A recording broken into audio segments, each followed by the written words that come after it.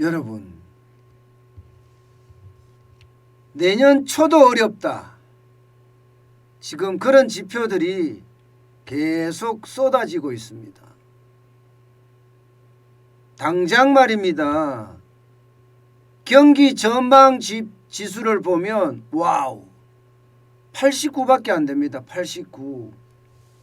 일반적으로 말입니다. 100이 기준이거든요. 100이. 그런데 89까지 떨어졌다는 것은요, 내년 1분기에 경기가 엄청 좋지 않다는 이야기예요.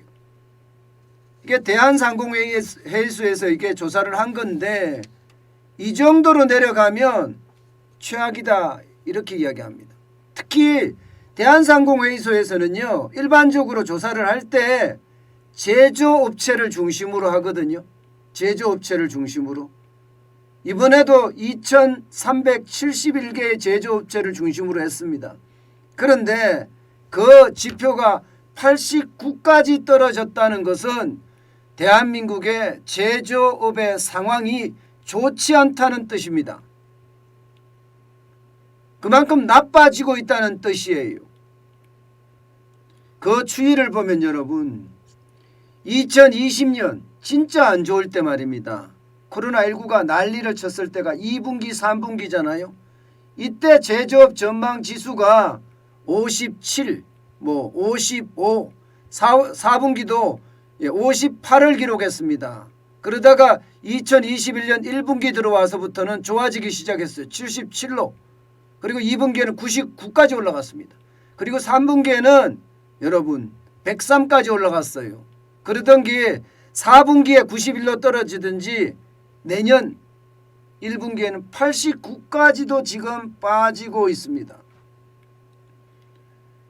저는 이거를 보면서요, 현대경제연구원에서 이야기한 그런 내용들이 점점 피부로 와닿는 것 아닌가, 저는 그런 생각을 자꾸 합니다. 현대경제연구원에서는 내년 1분기 1월, 2월, 3월 중에 지금 2020년 상반기 같은 그런 위기가 올 수도 있다 이렇게 이야기를 했잖아요. 지금 대한상공회의소에서 제조업의 경기 전망 지표도 보면 89예요. 최악은 아니지만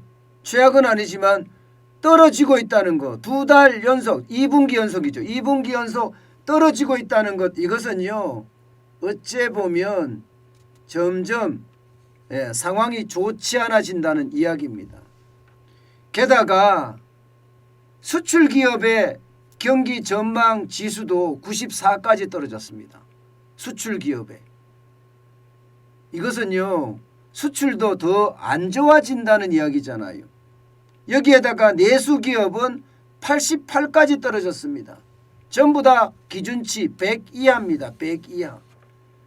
그만큼 우리 경제에 대한 충격이 커질 수도 있다는 그런 섬뜩한 경고를 하고 있는 겁니다. 여기에다가 한국은행이 발표를 하는 소비자 심리지수, 이것도 만만치 않습니다. 여러분, 한국은행이 발표한 소비자 심리지수 보세요. 103.9까지 떨어졌습니다. 물론 100 위니까 좋을 수도 있다 이렇게 이야기할 수 있지만, 그죠? 그런데 103.9라는 것은요, 그야말로 빠지고 있다는 신호라는 거예요. 2021년 10월만 하더라도 106.8이었거든요. 11월에 107.6까지 올라갔단 말입니다. 이게 12월에 103.9까지 떨어졌다는 것은 소비자 심리지수가 떨어져서 소비가 떨어진다는 신호탄이라는 겁니다. 이게 제조업의 경기 전망 지수가 좋지 않은 것도 사실상 소비자 심리지수가 떨어지기 때문에 이런 상황이 발생된다고도 할 수 있습니다. 이것은 전국에 2,500가구를 대상으로 해서 한국은행이 직접 조사하는 거거든요. 직접 조사하는 거예요. 그런데 이 지표가 좋지 않다는 것은 소비를 덜 한다는 이야기예요. 더 큰 문제는요, 현재 생활 형편 지수가 91밖에 안 됩니다. 예. 생활 형편 전망 지수도 96밖에 안 됩니다. 100 이하입니다. 100 이하. 게다가 향후 경기 전망 지수는 88이에요. 더 나빠진다는 겁니다. 더 나빠진다는 거. 그나마 지금 다행인 것은 소비 지출 전망 지수가 110을 기록하고 있기 때문에 이게 그나마 다행이다. 이렇게 이야기할 수 있습니다. 그만큼 말입니다. 지금 경기 자체가 생각했던 것보다가 나빠지고 있다. 이렇게 지금 분석할 수 있는 또 하나의 지표입니다. 결국 말입니다. 제조업의 경기 전망 지표도 나쁘고 여기에다가 소비자들의 어떤 소비 전망에 대해서도 내리막길을 걷고 있으니까 내년 초 경기 어렵다. 이 말은 어쩌면 당연한 지표일지도 모릅니다. 당연한 지표. 여기에서 한 가지 더 보겠습니다. 이 지표를 보면 한국경제연구원에서 나오는 지표예요. 이 지표는 이제 종합경기 BSI, 그러니까 기업 경기 실사지수입니다. 이거는 이제 기업들이 어떻게 지금 경기를 느끼고 있느냐를 조사하는 지표인데 이거는 100m로 떨어졌어요. 96.5까지 떨어졌습니다. 결국 말입니다. 제조업 지표가 떨어지고 소비심리 지수가 떨어지니 기업의 어떤 종합경기 전망까지도 96.5로까지 떨어질 정도로 쑥 빠졌다는 겁니다. 여러분 2021년 8월 그때가 95.2였습니다.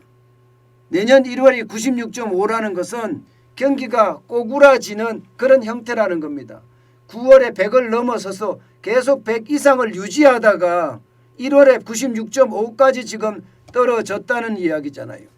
결국은 경제에 다시 비상등이 켜졌다. 게다가 내수나 수출까지도 모두 지금 상황이 좋지 않다. 이런 결과를 지금 말해주고 있는 겁니다. 예상했던 것보다는 최악의 어떤 지표를 나타내지는 않지만 경우에 따라서는요. 지금 최악의 지표로도 떨어질 수 있다는 이야기예요.